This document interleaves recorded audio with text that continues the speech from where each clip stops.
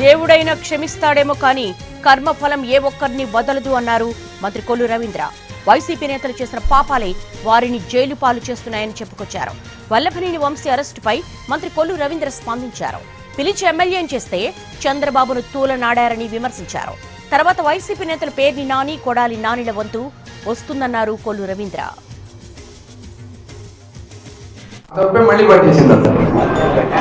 ఎవరైతే అక్కడ కేసు పెట్టాడో అతను తీసుకెళ్లి బ్లాక్మెయిల్ చేసి భయపెట్టి అతని కిడ్నాప్ చేసి కేసు పెట్టించాడు. ఇవాళ వెళ్ళి బూతులు తిడుతున్నాడు. వెళ్ళి జగన్ తిట్టుకోరా బాబు, నువ్వు జగన్ తిట్టు, నేను చేసి నిన్ను ఆ పరిస్థితి తీసుకొచ్చింది జగన్మోహన్ రెడ్డి. ఈ రాష్ట్రంలో నీకు పదవికి ఎమ్మెల్యేగా చేసినటువంటి ఘనత తెలుగుదేశం పార్టీది నారా చంద్రబాబు నాయుడు గారిది. అటువంటి వ్యక్తులు నేను తోలనాడావు.